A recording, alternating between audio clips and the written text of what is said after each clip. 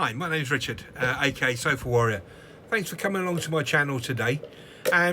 This video is basically going to be exploring the tools that you're going to require if you're either considering starting a project or you have a car that needs a little bit of work doing to it. What tools are you going to need? Let's have a look. Okay, so, excuse me, squinting to see if it's actually working, but I can hardly see. Right, so, what are you going to need? Well, obviously, that goes without saying, we're going to need an AF or a metric set of spanners, a good selection of screwdrivers, posi drive, predominantly, although flathead do actually appear, and a socket set. Now, you can pick up a socket set online, at Halfords, somewhere like that, B&Q, they all do them. I bought one here. Oh, that's a bit of a selection there. 40 quid on eBay. Some of the things that you're going to want to make sure that it's actually got. You can get different sizes of drive, okay? And let me explain what these are all about. So this one's got a 1/4 drive and a 1/2 inch drive. So your 1/4 drive is going to be dealing with all of the smaller stuff, fiddly little bits and pieces, trim bits, stuff like that. This is the bruiser. So this is for your suspension work, heavy bumper bolts, 17mm, 15, from 13mm, 1/2 inch upwards, I would say. So we're going up to things like 22mm, 23mm bolts. We're going to take that size of drive on the back. It's got a bit of weight behind it. It's got plenty of big power, the ability to actually put more in. Okay. Some of the 3/4 drive kits that are out there, they'll do the job, but what you might find is that they'll slip on the ratchet that's actually there, depending on the quality of the build. So save the knuckles if you can. Push yourself out, get yourself something with a 1/4 drive and maybe a 1/2 inch drive. So that was £40. It comes with a complete range of sockets from I think from 6mm all the way up to 23mm. I've got a whole selection of posi drive bits, Torx bits and things like that. This one also comes with a number of deep reach sockets as well, so from 10mm all the way up. So for things like suspension bolts and stuff like that, where you're trying to get into somewhere really deep, ideal. And also what it does have also, I don't know if you can see this on this one here, these are the star bolts. Now on some of the newer cars and Vauxhall, these are the things that they like to start using, and some of the German stuff as well. So the idea being that you know, you need a specialist tool to actually work on it. Well, there's your specialist tool, all right? And that's all part of that kit. So best 40 quid I ever spent. Bit of a trick for you at the end of every night is make sure that all the sockets are back in the kit. Don't chuck it all into a box. Leave it in the box that it comes in. And at the end of every night, make sure the box is full, and that way you know you've always got all your bits and pieces. So that's one. That is a must, along with your spanners. Secondly, a grinding tool of some description. This is a very versatile bit of kit. Changing the disc, I can have a cutter or a sanding disc. So ideal for cutting steel plates, cutting metal out, grinding metal off, grinding welds off. You can put a wire cup on here, it's great for de-rusting. So again, 20-30 quid.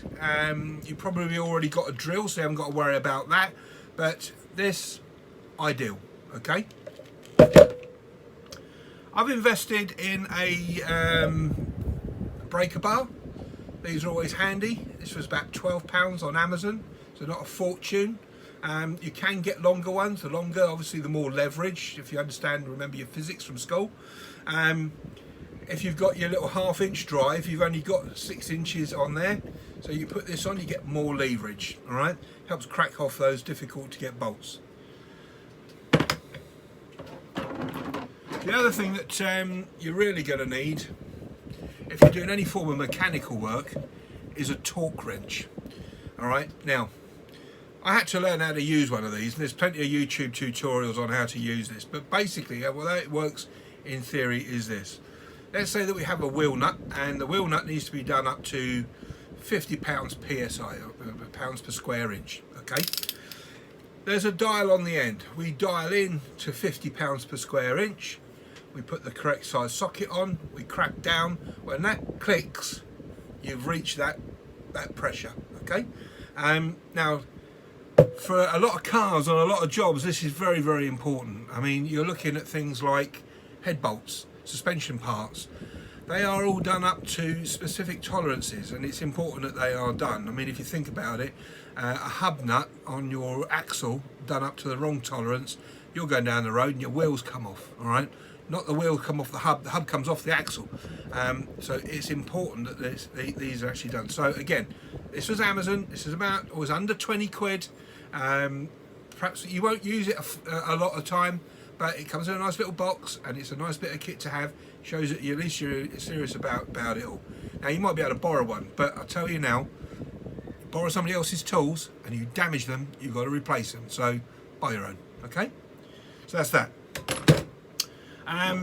I was fortunate enough to be hunting around on a few places to get my tools, because like you, well, I'm making the assumption, you know, like you, but I don't have a lot of cash, all right? So where can I get my bits and bobs without delving into my own personal savings and upsetting the wife?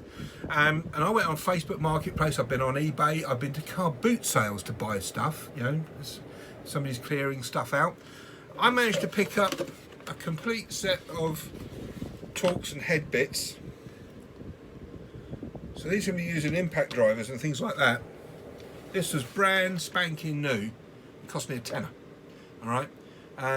So the little bargains are out there if you look around. All right.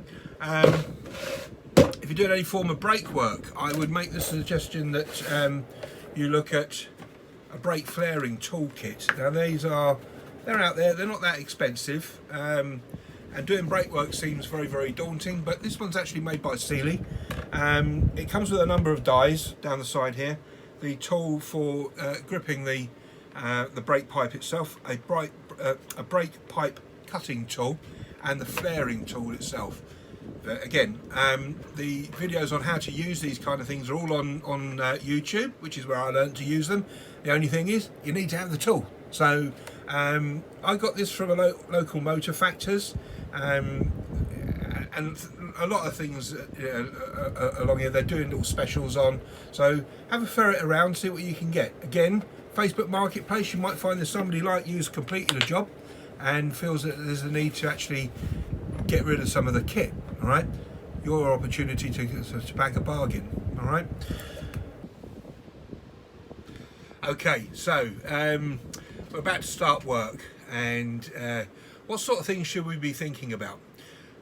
Well, for me, it's always been about safety and what we can do to make sure that we A, remain safe, and B, keep those that are around us and precious to us safe as well. So I'm going to show you a few things now which I feel are a must, and you can make the choice for yourself here. Okay, so it goes without saying, a trolley jack. This is a little tiny 2-ton jack that I think it's come from somewhere like Halfords or something like that. It's very simple to use, quite robustly built. It's got a carrying handle. I would strongly recommend using something like this rather than a scissor jack. Scissor jacks have got a name for being widow makers. I've seen too many cars go sideways in a time, and those things cause more injuries than most. These are a lot more stronger, firmer. Stands on 4 wheels. It's built to do the job. Obviously this needs to stand on a firm surface, and not very good for using on gravel. If you've got a gravel drive like I have, you might want to invest in either a large plate, which is what I use, or actually put some paving slabs in where you're likely to be working long term. Obviously, coupled with that, you want to be looking at some axle stands, something like these. These are come as a pair. These are built for the job. These will take a fair old weight. It's actually got the weight on it somewhere.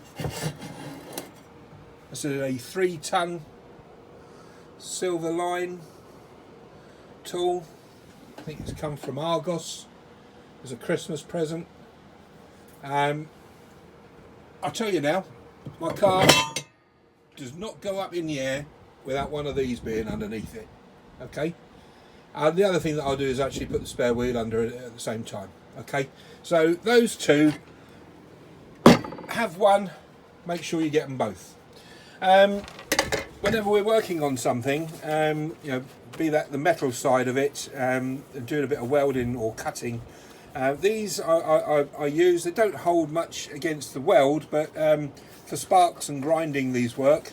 And then obviously if we're working on engine parts, we're using these sorts of gloves to try and prevent contamination on the skin. So you know, think about that. I personally wouldn't do any work on a car without some form of protection. The other thing, when you're welding, noise and sparks. So earplugs, much like perhaps the motorcycle friends we would use, these go in your ears. These quieten things down.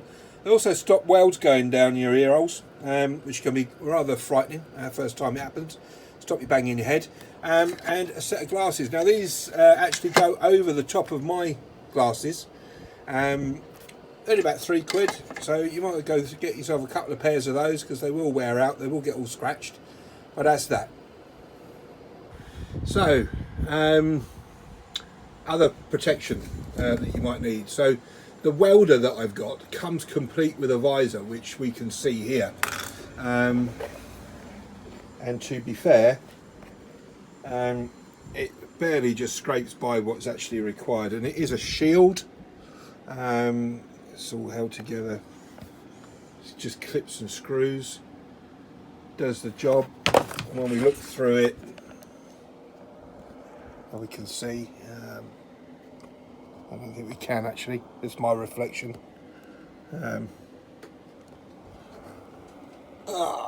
there's a little bit of green light, but you've got a dark lens on here, which will only you can only see through when the MIG welder is actually running and welding, so you can actually see the weld.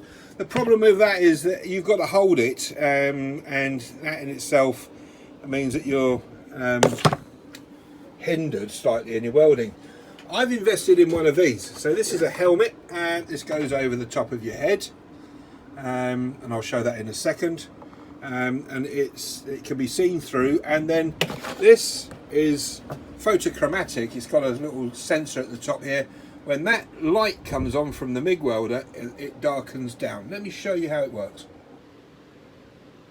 Okay, so we put the helmet on and we do what we're doing, and we pull the helmet down and we start welding. The minute we start welding, the light will make this darker. It saves you having to keep lifting the helmet up every time you're doing any work. Save you a fortune in time. But the key thing is that both hands are now free, so we can hold, we can press something together, we can steady ourselves when we're actually doing the welding, rather than having to hold a visor and then use the welding torch. We can steady ourselves when we're welding. So for me, a worthwhile investment. There is the temptation when you're using this thing, perhaps not to put it in front of your face when you're doing the work. You just do it and just hope for the best. So the problem with that is you will get arc eye, and once you've got that, you've got headaches all day, and it's not very nice, and it can actually damage your eyesight and worse. Okay, this, whenever it sees the light, it goes dark, so it's it's on your side all the way. Now you can get these anywhere from like 20-30 quid, which I think this one was, up to a couple of £100. I had a little bit of welding to do. I bought this, cheap enough, good enough. If it gets damaged or broken, I'll buy another one. So ideal for me. So I hope this video has helped you. There will be a part 2 where I'll cover the MIG welder and a few other little incidental bits and bobs. But I hope you can glean from this video it's all well and good putting a car back together, but the key thing really is protection, PPE, and trying to invest in the best that you can afford, and not just go out and buy complete rubbish, because it won't last. All right, get the best that you can, have a shop about, have a look in the various places, and make sure that you cover yourself in respect of staying safe. Outside of that, I'll see you in part 2, where we'll look at the MIG welder, a nice little cheap MIG welder that I got hold of direct from Machine Mark, and we'll explore a few other tools that we've got that you might find helpful. And I forgot to say, you know how it works. If you like what we're doing and you want to follow me, then you need to subscribe. I really appreciate it. And any comments, greatly appreciated, and I will follow them through. I try to reply to everybody.